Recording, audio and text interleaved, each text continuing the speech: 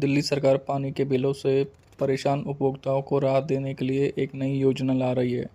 इस योजना के तहत घरेलू और सरकारी उपभोक्ताओं को विलंबित भुगतान अधिकार में 100% छूट मिलेगी, 100% छूट मिलेगी। योजना लागू होने तक किसी का कनेक्शन नहीं काटा जाएगा। यह योजना दिल्ली जल आपूर्ति सुधार परियोजना के पूर्ण आरंभ करेगी, जिसमें लाखों लोगों का लाभ होगा। पानी के अधिक बिल से परेशान उपभोक्ताओं को 2 माह के बाद राहत मिलने की उम्मीद है। दिल्ली के जल मंत्री ने कहा, इस योजना को सैद्धांतिक मंजूरी मिल गई है। अगले 2 माह में सॉफ्टवेयर का अपग्रेड कर इसकी घोषणा कर दी जाएगी। इस योजना में घरेलू व सरकारी श्रेणी के उपभोक्ताओं के विलंबित भुगतान अधिमार में 100% छूट दी जाएगी। इस योजना में आने तक किसी भी उपभोक्ताओं का पानी का कनेक्शन नहीं काटेगा।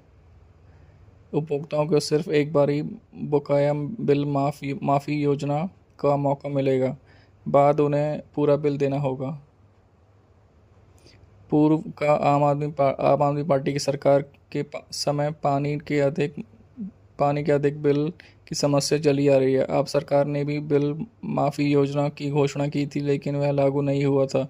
दिल्ली में लगभग 27 लाख पानी के कनेक्शन हैं।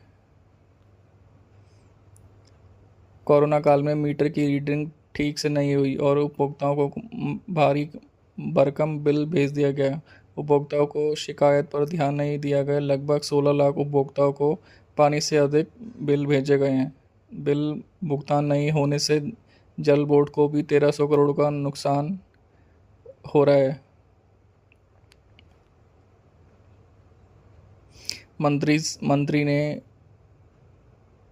प्रेस वार्ता से कहा, दिल्ली जल बोर्ड की बैठक में एशियन विकास बैंक एडीबी के सहयोग से वजीराबाद जल शोधन संयंत्र कमांड एरिया में दिल्ली जल आपूर्ति सुधार योजना की दोबारा शुरू करने की मंजूरी दी गई। वर्ष 2013 से 2433 करोड़ रुपए की यह परियोजना स्वीकृत हुई थी, लेकिन जुलाई 2020 में टेंडर जारी नहीं हुआ, जिससे एडीबी ने पैसा नहीं दिया। अब जल मंत्री के प्रयास से एडीबी के फंड देने पर सहमति दी गई। इससे संजय गांधी ट्रांसपोर्ट नगर, मॉडल टाउन, बुराड़ी पंजाबी बाग, प्रीतमपुरा सहित अन्य क्षेत्रों में लगभग 30.16 लाख लोगों को लाभ होगा। इस योजना के अंतर्गत 24 घंटे जल आपूर्ति के गैर राजस्व बिल को 15% तक लाने का लक्ष्य है। अब इस परियोजना के लगभग 3715 करोड़ रुपए हो गई है।